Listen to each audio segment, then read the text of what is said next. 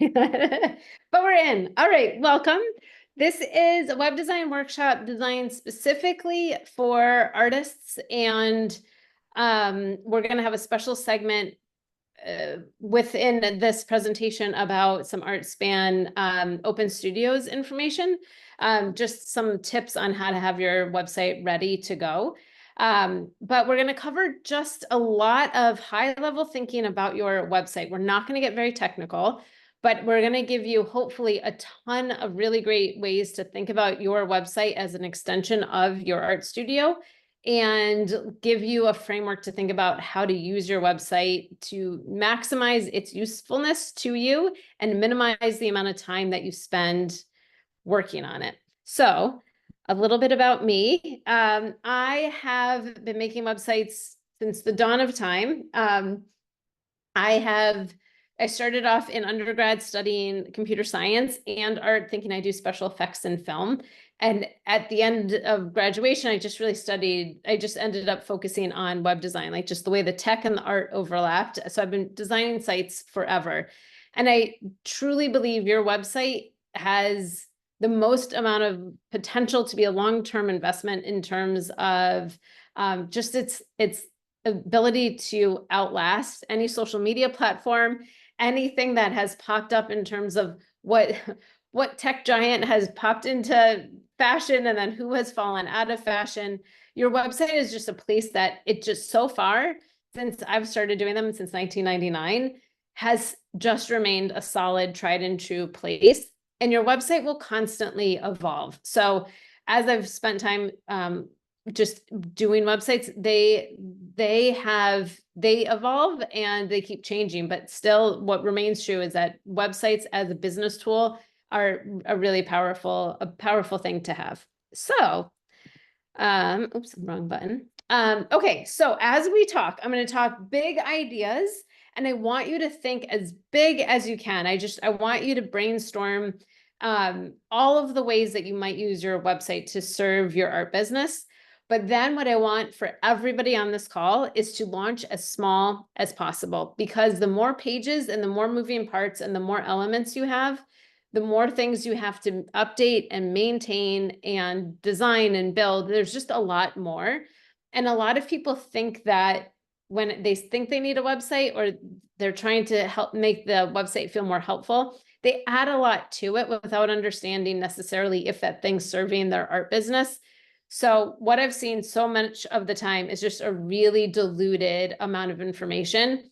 But especially for artists, I want you back in your studio making your artwork, and I want the website to support you in that. So we want to think big, but execute small. Then as soon as you launch, this is an everlasting process where you're constantly going to get data back and reiterate. So it is unlike a piece of art that has a deadline, it finishes and you're done and you can frame it or sell it and put it up on a wall or on a pedestal. Websites never are done, and that's never the goal. So one of the things that I want also everybody to do, like, think big, execute small, but don't let perfection stand in the way. Launch something. You will start to get data back from that launch, and then you figure out what's working, what's not, and you use that basically as test data. And then you change, you make changes, you make improvements, you add things and remove things. So it's a constant process. And I know for artists, like, we want things to be done. We want to call it complete. But for our website, that's just not what it is. It's a relationship you have with an extended part of your studio. And that's a good thing. So I don't ever want people to think that, it's not ready. If you have something, it's more ready than you think it is. Oh, and I'm so sorry. I should have said this at the beginning. This slide deck will be shared with you. So feel free to take any notes, but you'll have this whole thing sent probably tomorrow. So you'll get this whole thing. Okay. So the agenda for today, we're going to talk about 3 major pieces, and they sound kind of obvious from the beginning, but I'm going to unpack them specifically to websites. We're going to talk about defining your audiences under the who tag.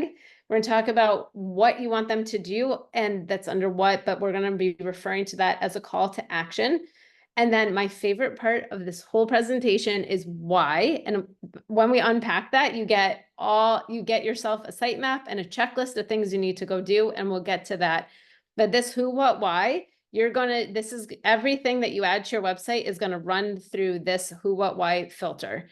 Then we're talking about some Open Studios stuff and then end with Q&A. So that's what we have ahead of us. So without further ado, let's jump into who.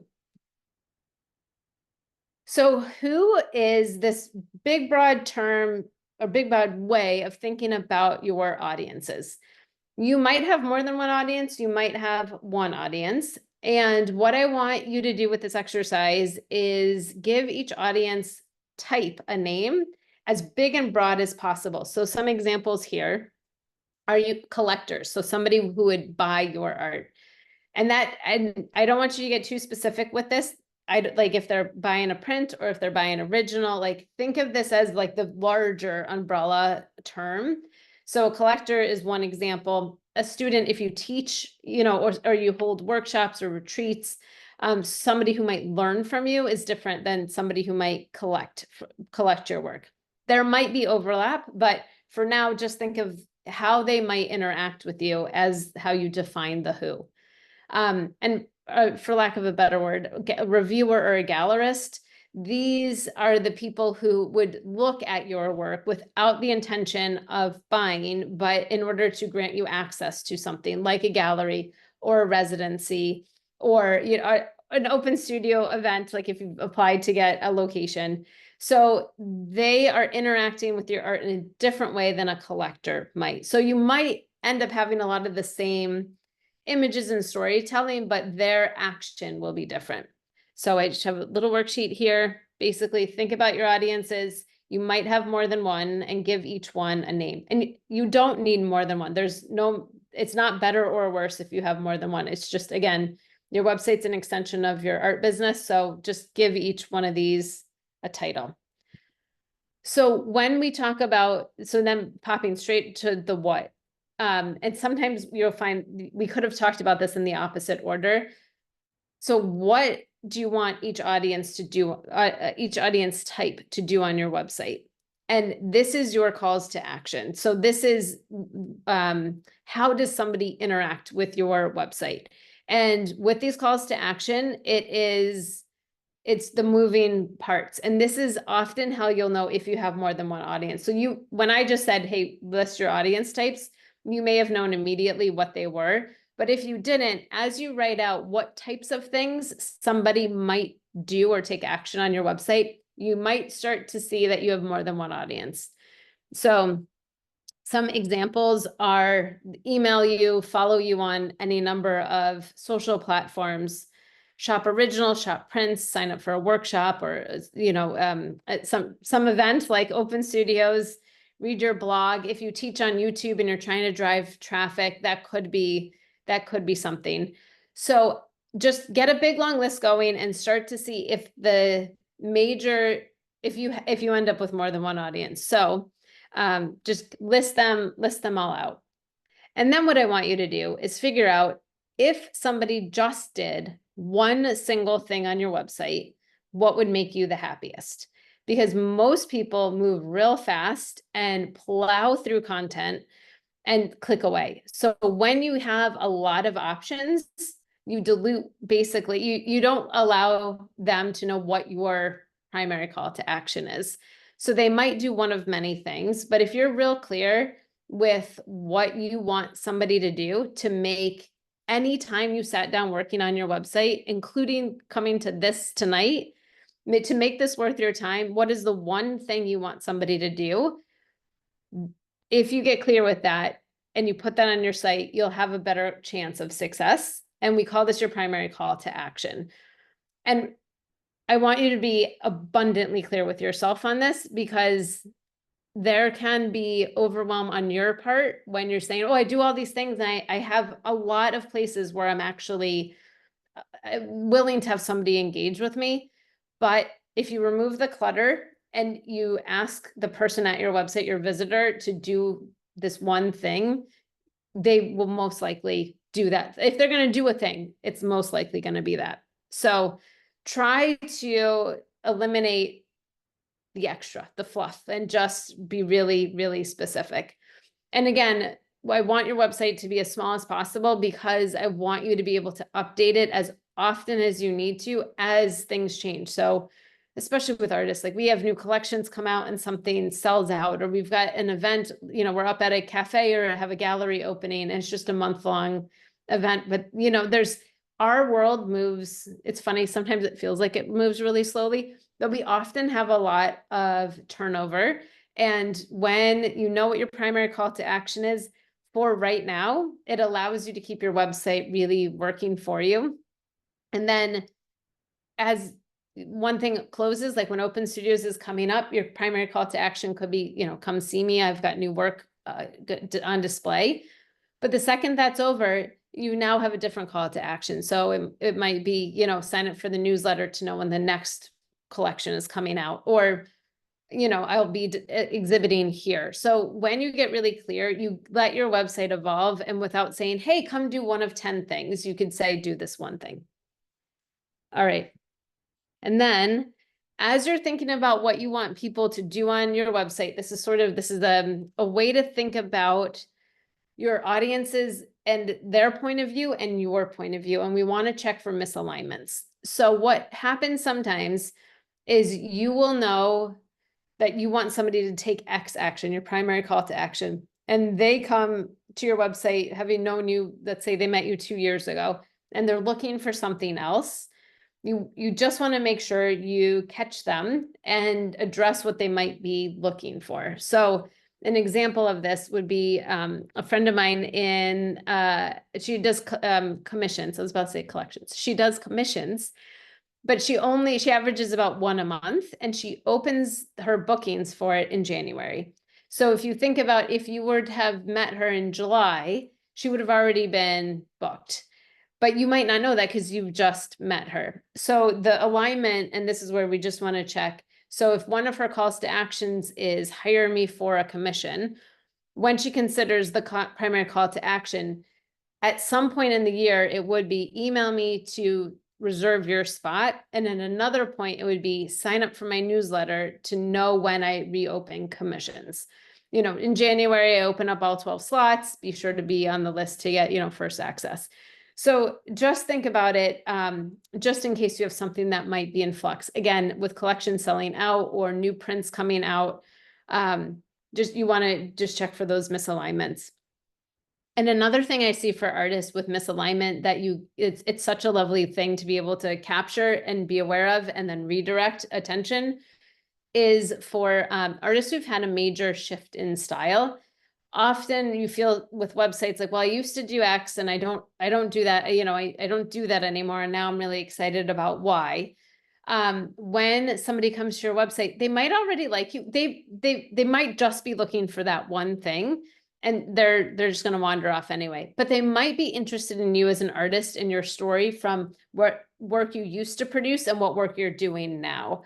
So when your call to action is, I want you to look at this new work, look at it, buy it, you know, come to see it in person, whatever that is for this new work. When you're brainstorming that, if you think somebody might be coming at that from a funny angle, just address it. Hey, I used to do these botanical watercolors, and now, you know, that took me in a deep dive through, I don't know, water lilies, and that brought me to underwater photography. Like, I don't know what the path might be, but you can let those people kind of join you and take that bridge over from where they would know you and where you are now. So as you're brainstorming these things, the thing that you want them to do, just consider if they might want to do something else. Okay, and then this is basically the same sheet, just list out some of your calls to action, and I list them all and I circle my primary. And that's not to say you can't have other calls to action on your page. Like, you know, you should still, if you're on social and you want people to follow you there, still have some of those links. But once you know, that's the thing you really want to highlight. Okay, and I'm gonna take a sip of water before I get into my favorite part, which is the why. Okay, so when you know who is the audience group, you've got them and you know what you want them to do, you unpack this question, why will they do that thing? And the answer to this question is the content you need to provide on your website. It is as simple as that. It is like, as there's you don't need any more or any less.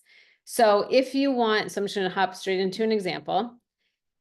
If one of your audience members is collectors and I want them to purchase a piece of art, and I ask myself, why will they do that? And sometimes I like thinking about it in two pieces, but they will do it because they understand all of these very specifically, almost like logistical pieces of information about the piece of art. The size, is it framed? Do you ship? Do you take returns? How much does it cost? And then the other side of it is, especially if your art has a lot of storytelling around it, do they understand the backstory of this? Did you, like, again, you don't always need the heart, but if you are somebody who integrates a lot of story into what you're making, this might answer the why will they purchase my piece of art. So for every single major call to action, I want you to do this test, this exercise. Who, what, and unpack that why. And if you look at this and you think about what we've written down here, I've just created a list for myself of content to go make, right? So my first thing is, why will somebody buy a piece of artwork? Well, they've seen it. So now I need to go get images. Okay, now why? They know it'll fit in their space. So now I need to make sure I've got the proper size, frame included or not. And then I now need a return policy. And maybe if your website's new, you might not have that written out, but maybe now you need to. So for every single call to action, this exercise. And this is an example of it for open studios. So who will attend? Other artists, like we all attend each other's, and then future collectors. What do you want them to do? Attend, and why will they do it? And it's because they understand all of the details. So you end up with, what date and time, where is it, if there's parking information that you need to, or public transportation information. And then specifically for open studios, you could unpack this why further. So for the most part, most people know what an open studios event is like. Literally, it's an open studio. But why will they attend your open studios? They might not need a reason. You might be in a big building and they're wandering around, but they might, especially if you have people coming to your site, you might want to give them an incentive to understand what your open studios will be. So do you have new work that's not yet available anywhere else? A limited, run of prints? Is there something special about it, like a live painting demo? Or like the place I'm going, they have like free coffee. So I don't know that most people are looking for free coffee when they're looking for, like, what am I going to do today? I want a cup of free coffee. Oh, I'll do open studios. But just understanding what the event will be like will often convince somebody to do that thing. So, but this is sort of one of my favorite examples, because these two back to back. I'm just going to flip backward. The exercise is the same. So often when you feel like, should I include this thing on my website? It doesn't matter what it is, like my CV, my resume, old work, whatever it is you're wondering, you run it through this. If you don't have a what associated with why you'd be putting that content there, you don't need to put it on your website. So every piece of content on your website has to serve your art business and serve some kind of action that you want somebody to take. And in fairness, it can be just look at my art. Like when I transitioned from tech to painting about 4 or 5 years ago. At the very beginning, I was just like, hey friends, I'm making art. I wasn't selling, but I was just kind of proud to like show some of it. So you don't always need it to be buy, check out, show up. But for me at the very beginning, it was, hey, check out some samples and sign up for my newsletter, because I'm going to have a lot more. I'm just starting this thing and I'm really excited about it. So my hope was to build up, I don't know, the people who are interested in seeing more. So my primary call to action was sign up for my newsletter. So, and then the reason why they would do that is because they got to just browse some art.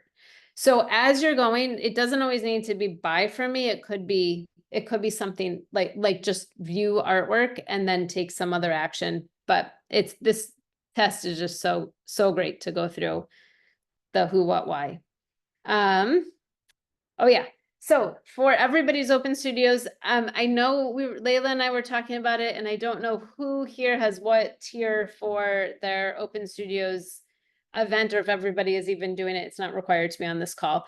But there was an option where you could just have a website link, and I think QR code will link there as well. And yeah, okay, good. That was the choice participants. Choice. Okay. Oh, I think I'm choice. Yes. That was new this year, right? It was, yeah, it was opened up so that artists had a little bit more like freeway or freedom and leeway with like what days they're showing and when, and like the website part of it is super important because that's how, you know, the people who are going to be visiting your studio will tell when you're open. So you're not typically following like the normal open studios weekend. Some people will be doing like during the week and, you know, all that stuff. So it's good to have that piece of your website updated for that. I love that. Well, yeah. All right. So for that page, basically the same flow you could go through it. So what information would you need if somebody wanted to come to your website, to your open studios? So it's basically the dates and the time, any logistics information about transportation there and parking. And especially for art studios, like if it's not right at the street level, you know, how did they get in? Do they text you? Is there a box to call you from? And then for this one, you could also, we talked about this on the previous slide, but unpack why. What are you doing for open studios? And what I really like about the choice option this year, you could also use this page to highlight really anything that you currently have going on that might interest somebody around open studios. So even though that you've got this link up and you're going to show how you work, like, or how to attend your open studios, you could share different things that you might not otherwise share. Like you could share photos of your studio or you in work in progress that might not be something that you typically share. But because people are specifically coming via this open studios link, like you get to play with what your studio might look like. And then I know I said this a bunch, but I can't help it.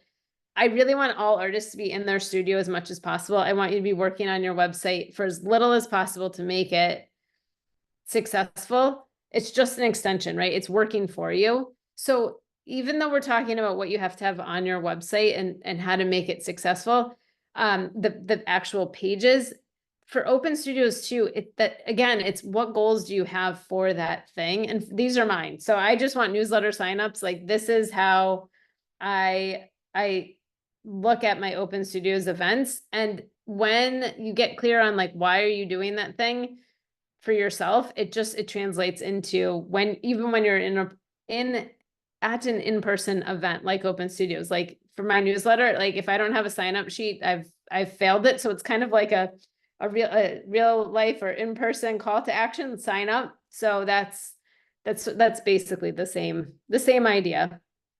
Okay, so one other way to, I just don't want this to get lost. With all of these things that you're quote unquote supposed to have in this way to think about it, and thinking about your website as an extension of your studio practice, there are really no rules. So if you have a spark of an idea of a way you want to lay out content, or if you want to, and I do this sometimes, have an online, like make a page and say, this is my online collection opening. You get to really play with how are you presenting your art to the world and how do you want people to experience it? It's online, for obviously that's what I'm talking about, not necessarily in person, but when you have a way to organize your your artwork and show it when it's on your website. You're not limited by Instagram's mostly vertical or square, or, you know, going landscape for YouTube or any other type of video. You could play with storytelling going down the page. You could play with inspiration photos mixed in with the final piece. You could really play with the texture of your artwork and how you might want to let people into how you make. And it's a really powerful tool to think about, that your website can actually be the experience of seeing things in this way can give people a really rounded view of you and your work. And there are zero rules for this. And the two of my favorite people to compare, I don't know if you all are familiar with these two, but Tracy Emin and I guess now Dame, her work is this is from Wikipedia, but it is the most autobiographical work I've ever seen. And her person is in her work and they cannot be separated. She is her work. And Banksy, on the other hand, you know, part of it is that he nobody knows who he really is, and like that he is unknown is part of it. So when you're working on your website, you're thinking about unpacking that, why will they do that thing? Go wild. Let your art practice, let your creative side come through, and think about how you might unpack that why. All right, so this is basically just a simple, why would they do it? Okay, so this is all big heady stuff, like you're just gonna think about all of it.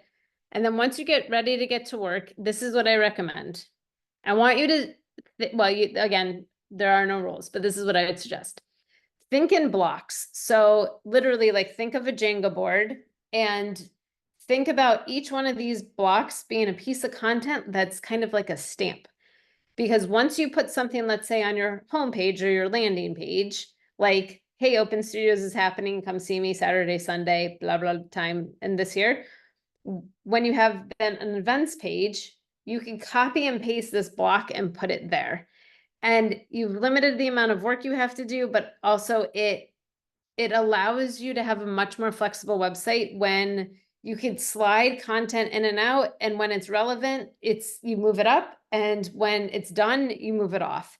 And everything else would fall into place without you having to rebuild the page from scratch. So what you'll often see on websites, and as you start scrolling around, keep an eye out for this, where the background changes color just a little bit. So your eye can visually tell that you're in a different section, but it just allows for sliding content in when needed, out when no longer relevant. But what I love about it is it just makes every page way more flexible. Okay, then, and this is hard to say to artists who are often some of the most creative people I've ever met, but lean into the pre-built tools that you'll find on website platforms like Squarespace or Shopify. Your artwork is going to be the thing that shines and separates your website from the next person and the next and the next. So whenever I'm chatting with an artist, the thing I want people to invest in is being clear on what makes this thing worth their time and their photography or any type of video that they put on. The images are king in all of this, and it's really the layout of it is much less important. And of course, there's exceptions to this, without a doubt. And if you're going to be a website designer, you might want to, have a very unique way of laying out your site. But for the most part, visual artists creating things in the real world lean into the pre-built blocking tools. And I use this presentation as an example. So this is Canva, and I grabbed it and I wanted to show you and you've seen my art kind of in some of the little graphics that they gave. And then in order to make this look like somebody else's, you just change a few things and it feels like you're in a different space, right? Like the background and the font and the image is the thing that, like, it's just different. So I know artists like to invent things and whatnot, but again, I want you making your art, not your website. I want your website to be great. And just to lean into some of those pre-built tools. And you'll get going faster. And then as you have a website, like I said, it's never done, it's always in progress. You can make it as complicated and elaborate as you want to, but you'll know then what sections performed well for your art business and what might make sense spending more time getting really nuanced in. So that's my suggestion for getting started. And then I'm going to skip. I'm going to show you this. I have basically a Google Doc here. It's essentially those 3 worksheets just spelled out. So you could go into Google Drive and make a copy. We've talked about all this stuff, but once you know what you want, ask for it again and again, because you're the only person who's ever going to read every page on your website. So don't be afraid to say new artwork available here, prints are here, shop my favorites, whatever your primary call to action is, say it more than once. And I want to show you, oh, okay. All right. So in order to get this whole thing started, you're basically going to need a collection of words and images. But I recommend just getting 10 excellent images. So either scan things or take photographs, and start with 10-ish before you even open a platform to give it a test drive. Just have them handy, because when you start to play around with platforms or updating whatever website, like if you already have a website, get yourself a nice little collection of just a few, because you want to test out all those tools and see how the layout flows, and they all update all the time. There's going to be a learning curve on all of them, and just having some images ready to drop in before you get started really lets you experience what the platform development flow will be like. And then words, I want you to write long form, unedited, just have a good time, just keep going. Because when I was talking about having blocks and repeating them, what I want you to consider is being as brief as possible to get the same point across. So, all right, we're gonna try this. Layla, I had a hard time last time, but we're gonna try. I want to show you guys this example of the original. And yeah, and then this other one. Okay, whenever I do this, it doesn't share the right screen right away. Hold please, I'm gonna stop screen sharing. And share the other screen. Okay.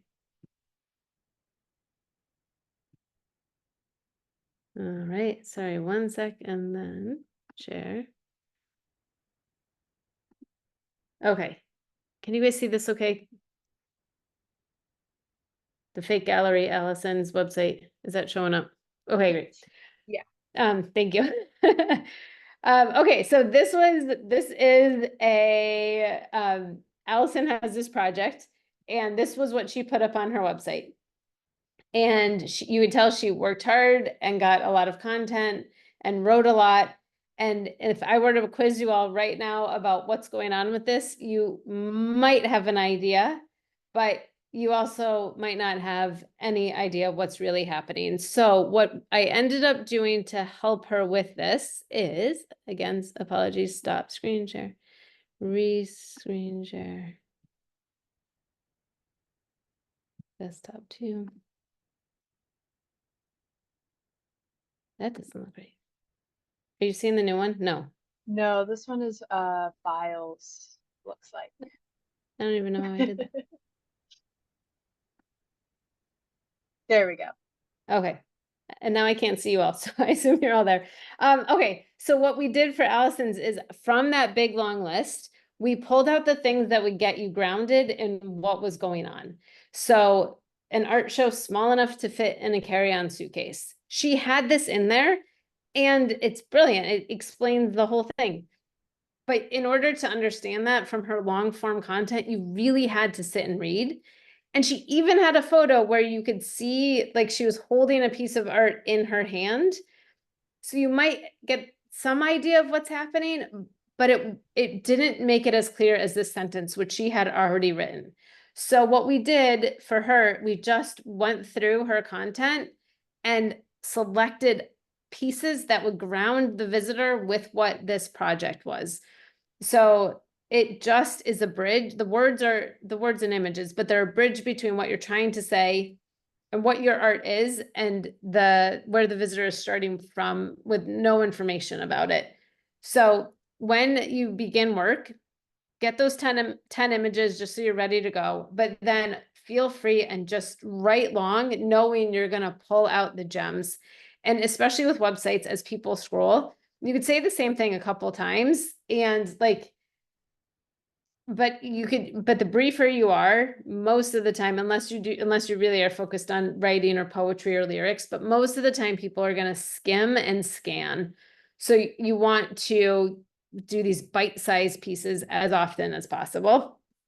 This was just, she travels. It's a suitcase we mentioned, and she travels. So you kind of, it doesn't matter that you know that which city she was in on what dates and whatnot, but it just gives you a sense of what this project is. And her primary call to action here, her main audience right now, she's trying to get funding. So her website is really a tool when she applies to things to have people understand what it is to help her continue this project. So she does have calls to actions about find a show, that they're mostly private. You mostly have to know the artist or the person hosting it. So hers are right now, she wants people she's looking for grant money, and she wants the people coming to understand what it is and then dive deeper. So this is a great example of when your primary call to action is not, it's viewing and understanding rather than buying or signing up for something. All right, and I'm going to try this again to go back to the other screen.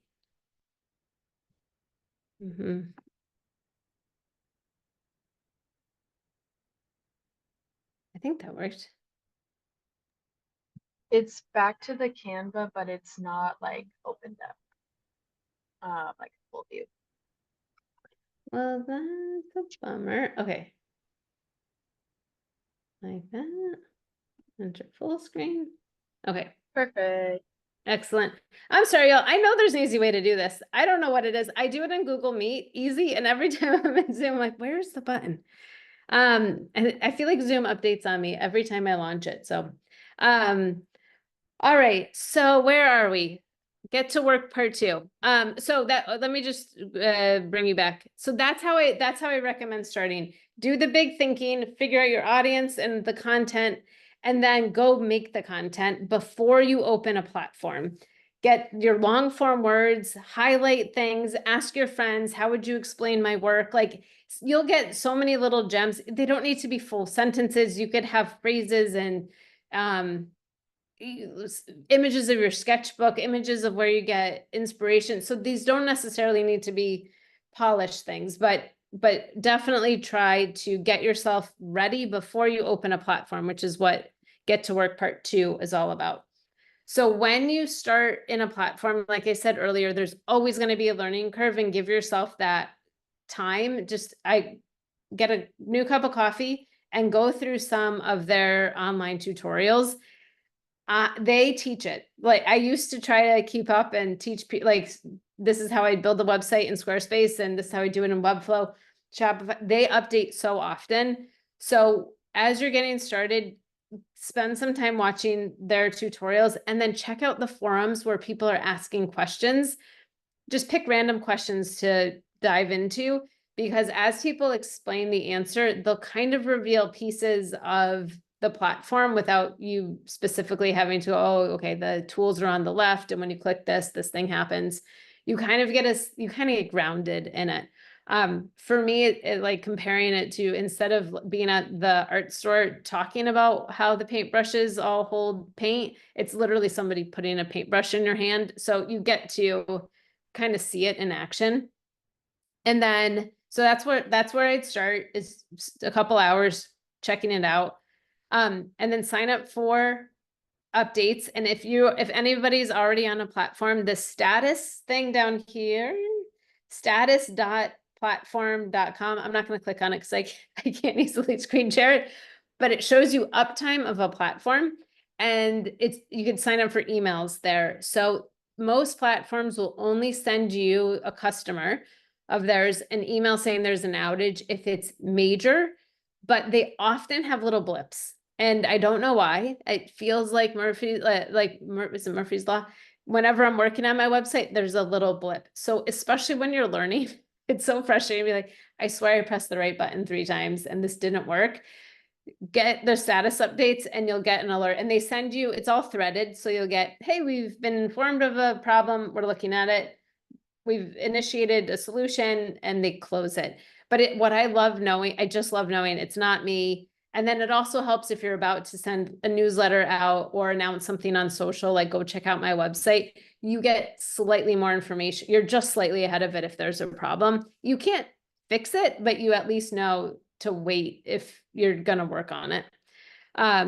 So that's how I recommend taking a look at the documentation and just some videos. And then because you already have your long form words and some images, most of them allow you a free trial. Just go with no expectation of finishing it. Just give yourself an hour in Squarespace if you're considering that platform, an hour in Shopify, and just drop content and don't really, be very loose with it. Just to get a feel of it. And then you can decide which platform you're really going to invest time in and get going with.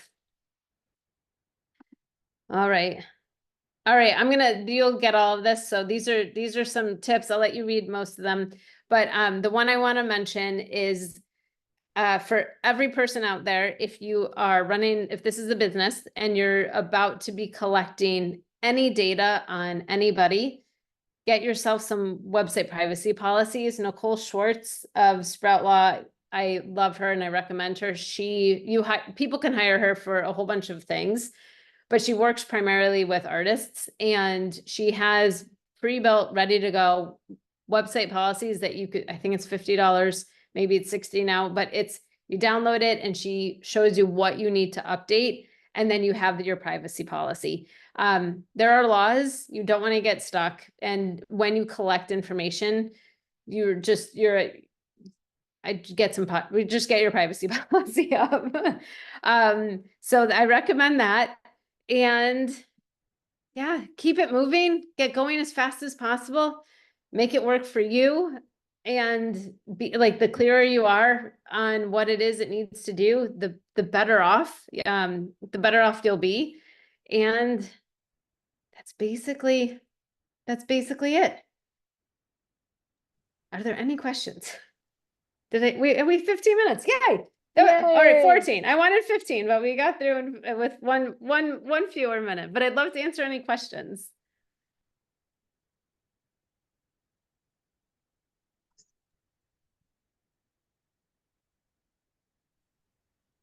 I Jennifer, didn't see any in the comments, so just so you know. Okay. Can I ask, I'm working for a long time with Wix. Are you familiar? I am. Yeah, I'm working for a long time with Wix, and I don't feel that my website did so well for me until now, but I just, I'm already invested. So I don't know. It's kind of I see the list that you gave, so it's kind of I question myself, one, and the other one is if you are open to help and cost and yeah, for advice. So for this 2 questions, one with Wix, Mhm. I like Wix. They fell a little bit behind in their development compared to something like Squarespace. But that does not matter if it has the tools that you need. So if you're comfortable in it and you're working in it, that equals success to me. So if you feel good about it, keep working in it. And then I no longer build websites for people, but we could talk about your website and I could give you feedback on it. So anybody on this call, you could book a private one-on-one with me, and I'm happy to chat. Normally I'm $150 an hour, but Artspan, it's $100 an hour, just send me an email. And then I'm launching, and I think it's going to be August 1st, though a couple of people asked me to push it back, but I have a basically 4-week boot camp where we meet. It's more like a cohort meets, and I walk you through this all was the first lesson essentially. And then I send people off to do homework and report back. And then we just keep going till we launch. So I try to keep that moving in about four weeks. And that's also something that, there's a discount. It's in the slide deck, which I stopped sharing, but you'll get it. It's Stay Gold, and I've got a link to it. So you get $100 off the class.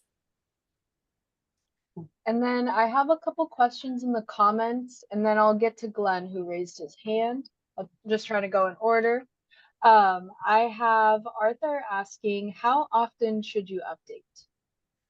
Great question. And it's as often as you need to achieve that goal of, if somebody comes to your website and they do one thing, what do you want that to be? And if your website is still making that thing happen, you don't need to really update it. Really, I think people think it needs to be updated constantly, but it does not need to be a real life ticker tape of all of the work that you've got going on and all the things you're doing. You can use it for that. But if you know why you need it, and if somebody comes to your website, what do you want them to do? You need to update it as much as to keep that action being the thing that people do.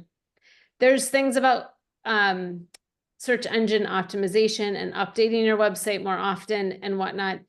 Unless you really dive deep into that, you're going to see almost no results. And I tell people, like, it can be a colossal waste of time. It can have really great results, but it also, I feel like, especially for I don't know, you can get really deep into that and really use that as a thing that you want to invest in. But for the most part, I think the benefits from updating frequently for the search engine optimization is not really worth it. Thank you. And then I have a couple of questions. What platforms do you recommend? Okay, so this changes often.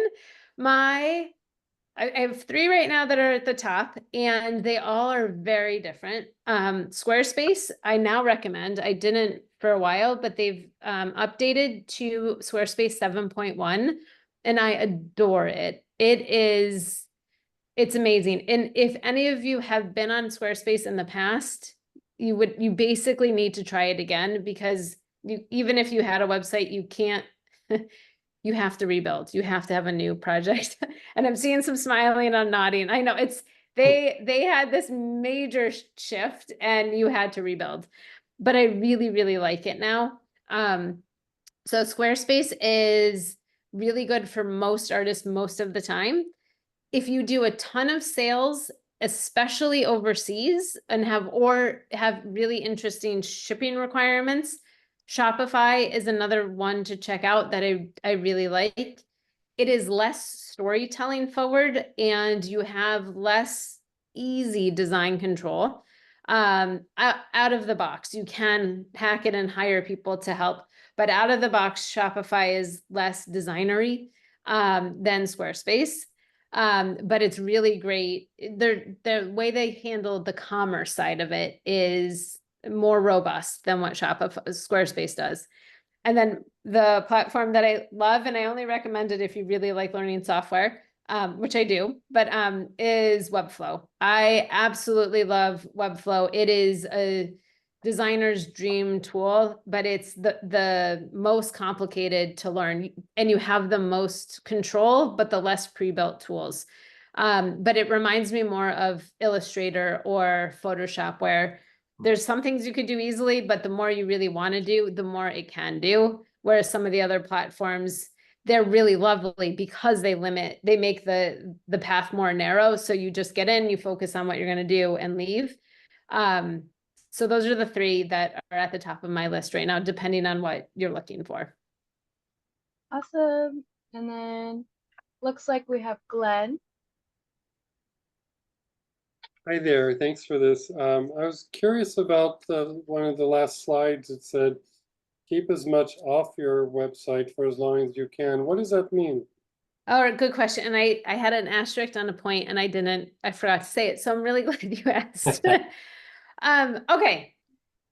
Even if you sell work and even if you sell a lot of work throughout the year, when you create a website, that does not mean you have to run all your sales through your website. And it doesn't mean you necessarily need a e-commerce platform or some kind of online shop in order to still sell things. Because once you, and I don't know how many of you all do shows and or you have stuff, you know, out and about in the real world, and some is at your studio and you just ship it. You can still say, you could do all those same things, who, what, why, and why they know all these things. And you could say, email me for availability. You could say, email me, and then you send them your Venmo link. You don't need to run everything through your website. You can. I love having a lot of tech solutions, but often if you're not doing that many sales at a time, or the way your collections run, it's really hard to track inventory. Do not feel pressured to add a shop if you don't need to. And if there's something that you do manually that a platform does offer, you don't have to do it. So again, does it serve you? Like every tech layer you add is going to take time to set up, but also to maintain and test as you keep updating. So use it if you want to, and if it makes sense. But if it feels like, hey, I just want to send people my PayPal or tell them to come by my studio on Saturday with a check, and I put a hold on it, that's absolutely fine. So as long as your website's serving your goals, that's great. You don't have to put everything through there. So that's what I meant. And I'm glad you asked. Thank you. Awesome. And then we have Delphina. Yeah. Hi, Jennifer. Thanks so much. Appreciate your clarity and the structure, because I get so overwhelmed and then I just put it on the back burner and never do it. So anyways, I'm wondering if in your consultation services, do you offer like I need somebody who can give me some technical assistance and walk me through, and yeah, you do that? I do. Because platforms change so often, I don't necessarily know every answer right off the bat, but I investigate and look into it. So I'm more than happy to help on all those technical issues. And sometimes I've been on a bunch of these platforms. I can offer at least, like, we know what questions to ask and how to get going, but I'm more than happy to help with tech stuff. Great. Thank you. Yes, of course. Thank you. And then Anna. Thanks so much, Jennifer. My question was more around color choice. Like, I feel like I have my website and I have my brand guidelines I've created for myself, but then the visibility of like the colors on each other, it looks gross. And I'm just like, how do you have like a guide or resources for choosing the right colors that like it looks good on your phone or it looks good online? Okay, so fortunately, you can't control anybody's phone colors, especially with like that blue shift and night shift. So you get to not worry so much about how perfect it looks on everybody's phones. But that contrast is really important for readability. There is a website called Coolers. It looks like, have you guys, COOL, I gotta type it in. Isn't it funny? I go to this website all the time. It's COOCOLOR. Yeah, hold on. COOLORS.co, not com. That is, I used to have a video on this in my online course. It is so much fun. If you haven't already typed this in while we were talking, go check it out. It is a delight to work at. You could put in you could put in a color and then have other colors shift around it. So it's a really fun experiment tool. And then once you're in there, there's a way to check for readability for different types of color blindness. And there's more color blindness types than, and I'm not even going to try to pronounce some of them. But even if, I just use that as a guide. I often will pop contrast farther apart so that you cover more folks who might have color blindness. And then it kind of answers the question about your colors. So I'd suggest starting there. And then another tip for artists specifically, and depending on what I don't know your artwork specific, but you're gonna have, I'm guessing, a lot of images come and go as like art. So I try to just come up with an as neutral as you feel comfortable, with maybe one pop of color. Like I basically do black, white, the lightest gray, and this freaking hot pink.